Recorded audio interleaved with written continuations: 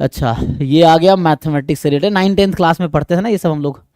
तो in the given figure P Q R S T भी, P Q R S T भी is a regular hexagon with each side of length 5 centimetre.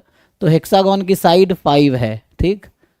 अच्छा, के बाद a circle is drawn with its centre at V such that it passes through P. Okay, P, what is the area in centimetre of the. तो ये क्या है, regular hexagon. आप लोग regular word जानते हो, रेगुलर वर्ड का मतलब है कि सारे साइड्स इक्वल है। तो अगर किसी पॉलीगॉन में ऑल साइड्स इक्वल है तो ऑल एंगल्स भी इक्वल होंगे, इंटरनल एंगल्स जो हैं। तो मुझे बताइए ईच इंटरनल एंगल कितना होता है हेक्सागन में?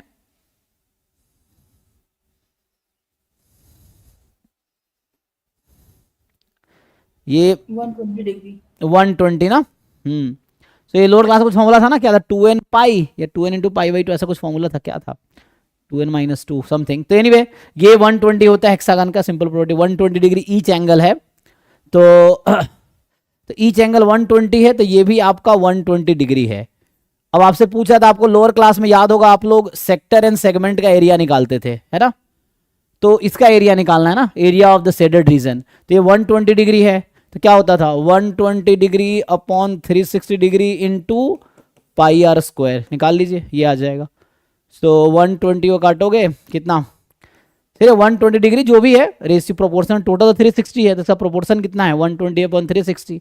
और पाई आर स्क्वायर, आर कितना है, रेडियस कितना है 5, तो हो गया 1/3 into pi into 25। So 25 pi by 3 answer होना चाहिए, ठीक है। देख लीजिए, और ये एप्टीट्यूड पोर्शन नेट में भी हेल्प करेगा। जो बच्चे नेट के एस्पिरेंट्स हैं, आपको पता है कि नेट में भी आई थिंक कितने 20 क्वेश्चन रहते हैं, 15 अटेम्प्ट करने होते हैं नेट का, जो पार्ट ए होता है एग्जाम में। सो पार्ट ए में एप्टीट्यूड के क्वेश्चन, उसमें भी वहाँ का शायद 30 मार्क्स का होता है, 20 मार्क्स का शायद, श्योर नहीं हूँ मैं, है ना, 15 क्वेश्चन रहते हैं।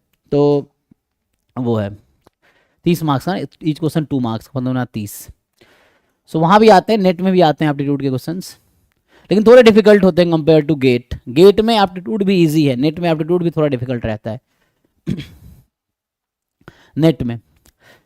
तो ऊपर फॉर्मूला कौन सा लगाया है? जी तो ऊपर वाले क्वेश्चन में। जी जी जी, यहाँ पे यस सर। हाँ, जैसे जैसे ट्रायंगल के ईच एंगल कितना होता है, 60। हाँ, तो कौन सा फॉर्मूला, यही फॉर्मूला पूछ रहे, इसका एंगल वाला फॉर्मूला पूछ रहे हैं या पाई आर स्क्वायर वाला? पाई आर स्क्वायर वाला। तो उसमें ये लोअर क्लास में था ना, आपने पढ़ा होगा, उसमें होता क्या था कि ये अगर एंगल थीटा है, चलो इसकी बात करते हैं, तो इसको क्या बोलते थे जी, सेगमेंट, सेक्टर ना, सेक्टर सेक्टर, हाँ सेगमेंट तो ये वाला पार्ट होता है ना, सेक्टर। तो एरिया ऑफ द सेक्टर मुझे याद है ना, 8-9 क्लास में था, जो भी 9-10th क्लास में, 10th क्लास में।